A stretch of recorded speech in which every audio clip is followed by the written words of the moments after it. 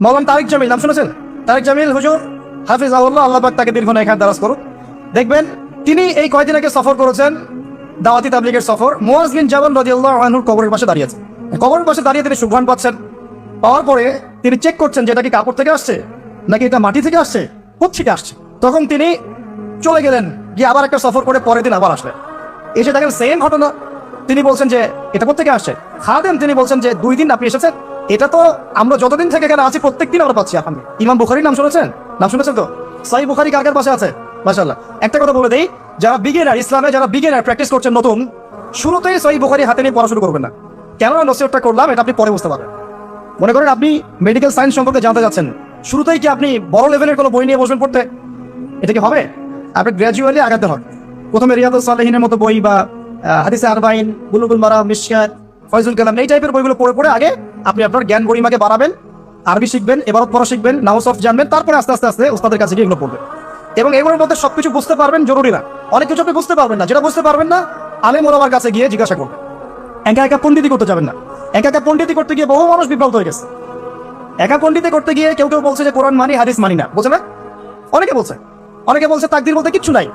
অনেকে বলছে তাকদিরই সব, কর্মের কোনো স্বাধীনতা নাই। কেউ বলছে যে লা ইলাহা ইল্লাল্লাহ মুখে পড়লেই হবে, আমলের কোনো দরকার নাই। আর কেউ বলছে যে কবিরা গুনাহ করলেই কাউকে হত্যা করা যায়। মানে মানুষ বিভ্রান্ত হচ্ছে। আবার নতুন একজন টাটকা এটা বলছে যে নবী সাল্লাল্লাহু আলাইহি ওয়াসাল্লামের শেষ নবী নন, আরো নবী আসতে পারে না। একা একা পণ্ডিত হওয়া যাবে না, আলেম ওলামার সোহবত লাগবে। আলেম থেকে বিচ্ছিন্ন হবেন না। আমি যদি আপনাকে বলি যে আপনি কোরআন হাদিস জানতে চান, মনে করেন একটা এক্সাম্পল দিয়ে ওইদিকে যাচ্ছি, এদিকে মনোযোগ দেন।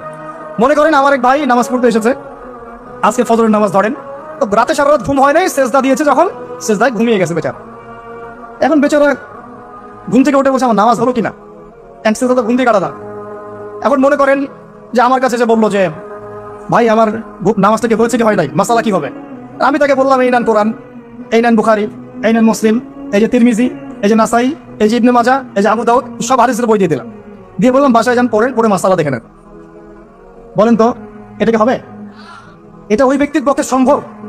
আর আমাদের সমাজে এরকম ব্যক্তির সংখ্যা লক্ষ লক্ষ কোটি কোটি না, যারা মাসালা জানে না। সবাই জানে, যারা মুস্তাহিদ তারা না হয় জানে, সবাই কি জানে? ম্যাক্সিমামই জানে না। তাহলে ওই ভাই যে আমাকে জিজ্ঞাসা করলেন আর আমি যে বললাম একটা মাসালা, সে আমাকে ফলো করলো, এটা কি তার অন্যায় হয়েছে? এটা কি তার জন্য হারাম? সে কি শিরক করে ফেলেছে? সে কি বেদাত করে ফেলেছে? এই জিনিসটা বুঝতে হবে প্রিয় ভাই। আলেম ওলামা থেকে ডিটেইলস হয়ে নয়, সম্পর্ক রাখবেন। তো এটা গেল রাসূলের এক্সাম্পল দিলাম, দলিল দিলাম, মেরাজের রাতের গান, আনাস বিন নাদর রাদিয়াল্লাহু আনহুর দলিলটা দিলাম। এরপর কি কোনো কারো ক্ষেত্রে এটা পাওয়া যায়? দলিল তো অনেক পাওয়া যায়, কিন্তু এগুলো কোরআন সুন্নাহর রেফারেন্স নাই, এই কারণে মানুষ বলতে পারে এটা তো কোরআনে নাই, হাদিসে নাই। রিনাউন্ড একটা দলিল হচ্ছে ইমাম বুখারীর ঘটনা। আমরা জানি তিনি হাদিসগুলোকে একদম বাছাই করে করে সহিহ হাদিসগুলো কিনে একটা কিতাব রচনা করেছেন, সংকলন করেছেন। তার ইন্তেকালের পরে তার যে কবর, সেখান থেকে মিশকাম্বরের গন্ধ আসা শুরু। এর রিনাউন্ড ঘটনা, সবাই জানে, জিজ্ঞাসা করে দেয়। বড় বড় সালাফি আলেমরাও তাদের অনেকের গ্রন্থের মধ্যে এনেছেন। এরপরেও কি সম্ভব? এই যুগে কিনা সম্ভব? মাওলানা তারিক জামিল নাম শুনেছেন? তারিক জামিল হুজুর হাফিজাহুল্লাহ, আল্লাহ পাক তাকে দীর্ঘ নেখার দারাজ করুন। দেখবেন তিনি এই কয়দিন আগে সফর করেছেন, দাওয়াতি তাবলীগের সফর। মুয়াজ বিন জাবাল রাদিয়াল্লাহু আনহুর কবরের পাশে দাঁড়িয়ে আছেন। কবরের পাশে দাঁড়িয়ে তিনি সুঘ্রাণ পাচ্ছেন। পাওয়ার পরে তিনি চেক করছেন যে এটা কি কাপড় থেকে আসছে নাকি এটা মাটি থেকে আসছে, কোত্থেকে আসছে। তখন তিনি চলে গেলেন, গিয়ে আবার একটা সফর করে পরের দিন আবার আসলেন। এসে দেখেন সেম ঘটনা। তিনি বলছেন যে এটা কোত্থেকে আসছে। খাদেম তিনি বলছেন যে 2 দিন আপনি এসেছেন, এটা তো আমরা যতদিন থেকে এখানে আছি প্রত্যেকদিন আমরা পাচ্ছি। এখন এগুলো ঘটনার তো আপনি মারিফতের ঘটনা, আল্লাহ পাকের কারামাত, এগুলো তো আপনি অথেন্টিক প্রোটেস্টন ব্যাখ্যা দিতে পারবেন না, ব্যাখ্যা দিতে পারবেন না। বিষয়টা হচ্ছে যে মানুষ জান্নাতি, হামজা রাদিয়াল্লাহু আনহু কি জান্নাতি না জাহান্নামী? হামজা রাদিয়াল্লাহু আনহু কি জান্নাতি না জাহান্নামী? হামজা রাদিয়াল্লাহু আনহু একজন সাইয়্যিদুশ শুহাদা, শহীদদের সর্দার। উহুদের মাঠের শহীদ যারা আছেন তারা কি জান্নাতি না জাহান্নামী? হাদিসে এসেছে যখন কেউ আল্লাহর রাস্তায় যুদ্ধ করে শহীদ হয়, তার আত্মাটাকে আল্লাহ পাক জান্নাতের সবুজ পাখির মধ্যে রেখে দেন এবং সেখানে সে জান্নাতে ঘুরে বেড়ায়, যা ইচ্ছা ফল পেয়ে বেড়ায়। এখন নিঃসন্দেহে উহুদের সাহাবীরা সব জান্নাতি।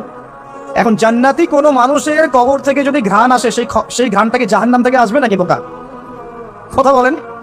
জান্নাতি কোনো মানুষের কবর থেকে যদি সত্যি সত্যি ঘ্রাণ আসা শুরু করে আর কিছু মানুষ সেটা পায়, সেই কবর থেকে কি জাহান্নামের গন্ধ আসবে না জান্নাতের গন্ধ আসবে?